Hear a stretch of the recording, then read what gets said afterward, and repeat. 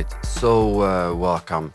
I am Udion, and in this video here, we are going to do the final part of the drum kick here. And it's EQing, and EQing we do obviously to, emphasize different frequencies to get different desired effects. And basically, the kick drum is we define the EQ sections in three parts, and we have the bottom subsonic gritty part from 20 hertz to 120. That's the bass frequencies basically. And then we have the mid frequencies, that's from 120 to 1K. And then in that part section there, we can often we cut in that in those frequencies to allow for the bass to live there, and also we can do a bit of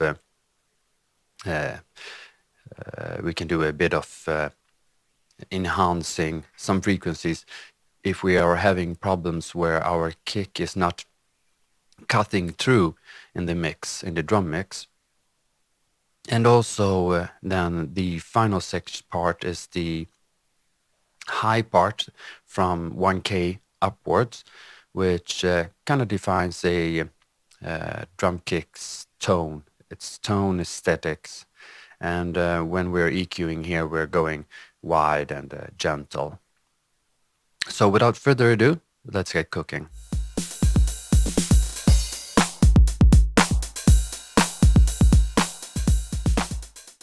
All right, welcome back. So we're going to EQ the kick drum from the last session. And we have here a, if you haven't seen part 2 in the kick drum video series that I've made, then go ahead and watch those. I will leave a link up in the top right corner, and also in the description below you will find links to those videos. And I think also in the end of this video there are gonna pop up as suggestions for you to watch. And so let's get started. We have here in our effects here, audio effects, and we need an EQ. And let's go see an EQ8, and I want it in front of the spectrum. And it's a good idea to have this effect group here saved. Have a compressor, then a transient shaper, then an EQ8, and then finally an spectrum. No, maybe I'd like that. This is my order that I want, and then this LFO tools here, so that we can see the waveform. Right? Let's turn off.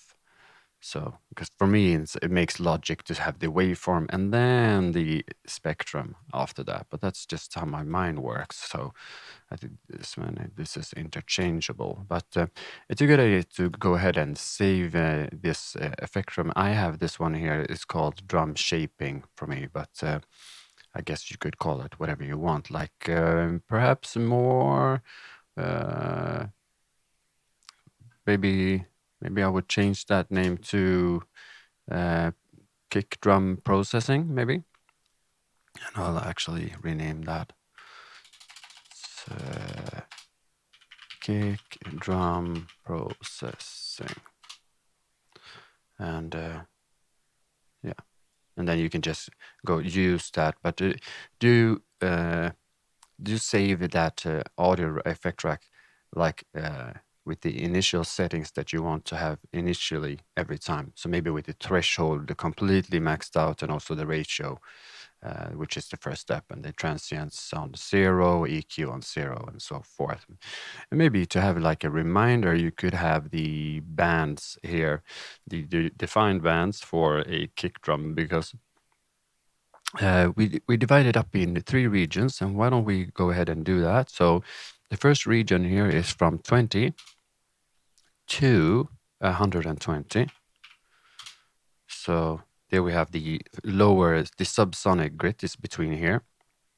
Next is from 120 to 1K, which is already the 30s already. So there we have, as you can see, the mid part of the bands that we divide our kick drum into. And then the final is just, you know, up to, say, 22,000, right? Like that. So, okay, so we stated in the introduction, we have the lower bands here, we have the mid, and we have the high. Let's start our focus with the bottom bands, and let's just start playing a little bit, and let's have the spectrum fully up here. So we can the first band that's let's use like a fifth and come down here. The first band that we can increase is for added warmth, and if you can do like a 1 to 2 dB increase on the fundamental to get like a warmer, more gritty sound, so, you know, for warmth and grit. So since I know that the fundamental of this kick lives, it's well, we can look up here. The fundamental here is at 55K. This is an A.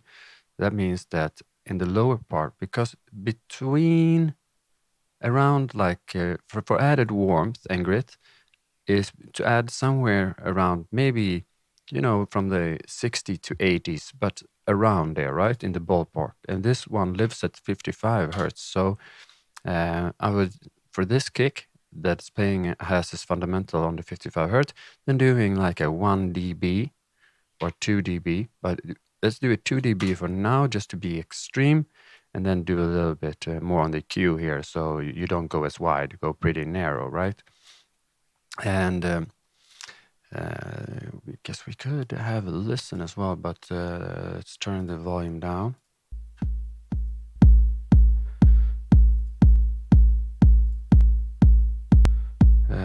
It's the fifth. So you can hear.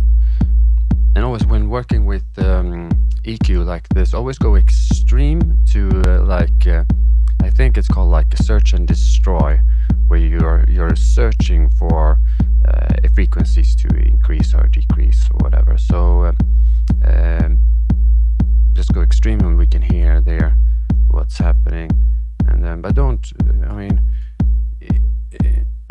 even though it's barely auditable when we've done, maybe take up the notch a little bit, when we've done just a 2 dB increase like this, it doesn't sound much for the world, but remember, we are beginning to work here with a 909. This is a kick here is a tried and tested kick throughout history, and it's about as perfect as you can get. Of course, we can modify it here to make it more of our own and maybe improve upon it, but also just like a 1 to 2 dB increase is going to improve greatly on the kick, even if it's barely audible. Because if you think like if another guy is working with just a plain 909, and then you come with your kick that has like a 1 to 2 dB increase, it's going to be a huge effect on like a huge system, right?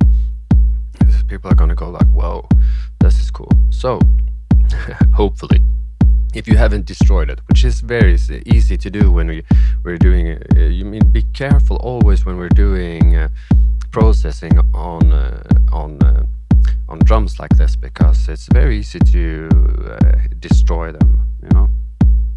Let's bring up the notch a little bit. And then in the lower part again, let's bring in the sixth here and bring up the Q, so we have a small little notch. And then from 100 to 120 we can increase to get let's stop the from 100 hertz to 120. Let's bring up that instead. To 120 you can add to get more punch. So let's listen to that. And I'm gonna say at 100 hertz, because 100 hertz is a doubling. 110, I want to say 110. I'm gonna go for 110 hertz, because 110 is a doubling of 55. So I know it's going to work harmonically, because it's just one octave up from the fundamental, right? So that's probably a good frequency to increase. And when we're working with the when we're increasing frequencies like we're doing here, you want to do the increasements on the harmonics of the sound, right? Because otherwise it won't sound good. It will sound wrong if you increase the wrong frequencies. And one way to do it is just to go by ear like this. I will show you this search and destroy method. And then you go and you just listen, right? And you use your ear to get a feeling for what frequencies might be correct to emphasize and not emphasize. So that means that, maybe if you listen here, did you hear that? So we went to 110, something just clicked and it just felt right. That's because we went on a harmonic. And a harmonic is always going to be a multiplication of the fundamental. So if we have a 55 here, then all multiples of 55 is going to be in the harmonic of this kick drum here. And you can also look at the harmonics. You can see them because you see if you're looking on the spectrum here, all of these peaks here, these are harmonics. So if you go in and we increase over, let's bring the Q down a little bit wider. So all of these peaks here are gonna work. So if and there are some peaks.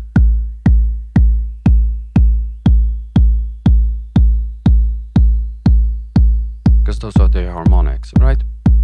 But okay, so we said the lower band, which is 20 to 120 hertz. On the lower part, maybe from 50 to 80 to 90, maybe you can add on the fundamental to get more warmth and grit. And in the higher part of this frequency, you can add to get more punch. So let's go at 110 hertz. First, listen to that. That's the thump, and then look at the spectrum here as well, because so you don't destroy the sound. But this could work, I guess, but because you don't want to do something crazy, like if I, you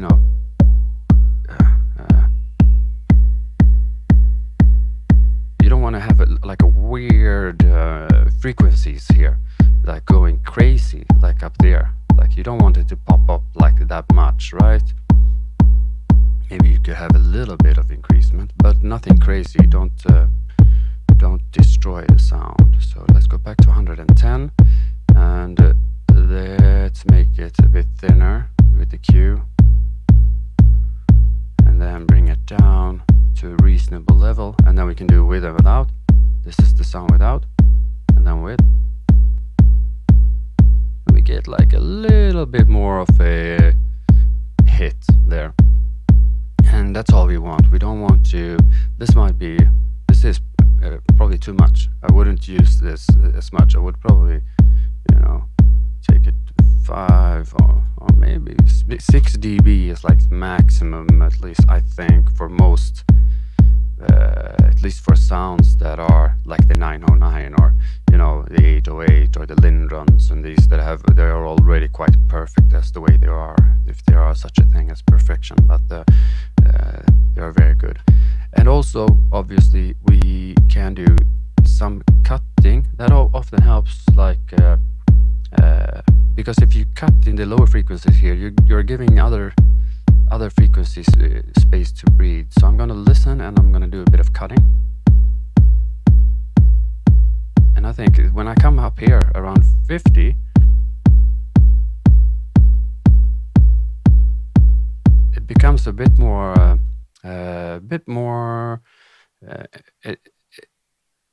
it sounds louder and it has more energy. And that's because we are giving the sound here space to breathe a little bit in the lower frequencies. So the fundamental here at 55 hertz has more like space. It's not being disturbed by subsonic frequencies. And yeah. So yeah, you can roll off at the lower frequencies blah, blah, blah. So let's move over to the mid frequencies. And the mid frequencies here from 120 to 1K. Like I said before, often here you cut to give space for the bassline, but in this video here, we're more focusing on just maximizing the kick drum as much as we can do. And if you are having a problem where your kick is not coming through well in your mix, then this is a good frequency range to uh, give it a little bit of a boost in order to help it cut through. And again, we can use the mats again, with the doubling or multiplication. So doubling is an octave. For every time you double the frequencies, you move up an octave. So it's always going to be like an A. But also, if you just do a multiplication of the frequency itself, you get the harmonics. So all of those are going to work. And to help the kick cut through a mix, if it's having problem, we increase here in this mid range, and we can first of all, let's just have a listen, do a search and destroy method.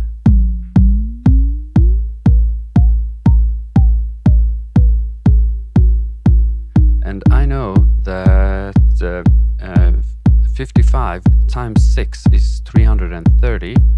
So I'm gonna do a 330. And then let's have a listen. There's a little bit of ring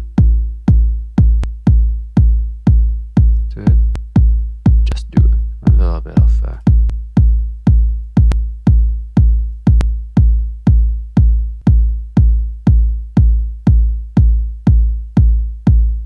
like so. And yeah, that would help the kick to cut through, but maybe even go a little bit higher here. It depends on the overall drum mix, right, and the bass line and so forth. So this is something you would have to do in conjunction with other elements as well. And yeah. Usually don't go more than 2 or 3 dB in this frequency range here when you're increasing the frequencies, because you are going to overbake it. And and as I said, always have a look on the spectrum out here as well. Just look at how the curve is going to react to your modifications, and don't do something crazy. So. And also the transient shaper here, when we're increasing its attack, this are the frequency ranges. So it could help you to go in here and increase frequencies by hand like this. But also, if you are having a kick drum that is not coming through, then it's a good idea to use the transient shaper to maximize the initial transients instead of actually going in and changing the tone like we're doing here. But a mixture of the two, whatever floats your boat, kind of thing. Maybe a combination of both.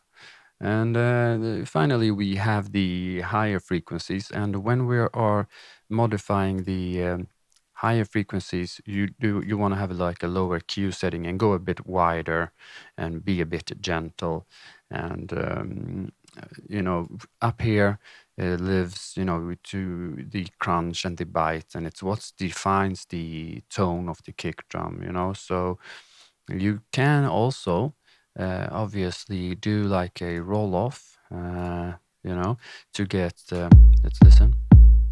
You're gonna remove some of that initial transient of the kick and the higher tones, but be careful when doing that, because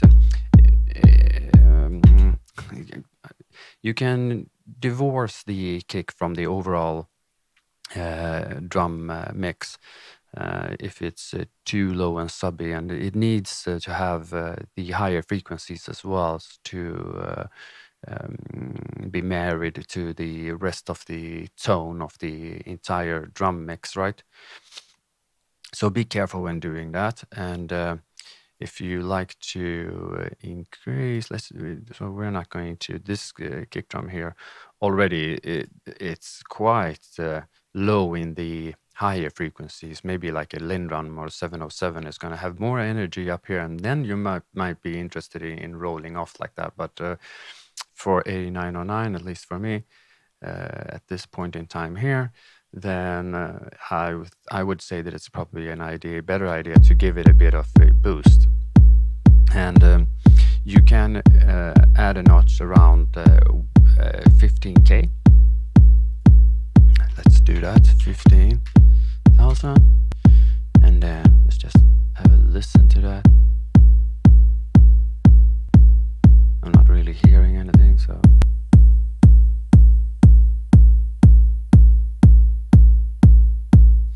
But looking at the frequency down here, you see that it's doing quite a weird. So we don't want to have it at such extreme. But it was just to have a listen to the sound. But maybe have a little bit of a notch down here, and maybe move it up a little bit. Like these frequencies are quite difficult to work with, but use your ear. And yeah, so. The higher frequencies are for the tone of the kick drum, so adding a bit of wide and gentle notch up here can, give it a bit more tone to the kick. Let's stop playing that. And do remember that the lower frequencies, they are sharing with the bass line, and that is, the foundation, and it's going to make or break your mix in those frequencies down there. And then you have, like, in the higher up here, this is more aesthetics, and just be careful not to take too much out, and because you will divorce it from the rest of the kick drum. Okay, so yeah,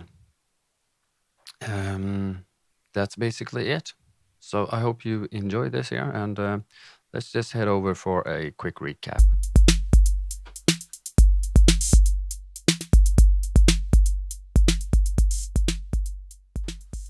All right, so for this final part here, I'm sorry about the lighting.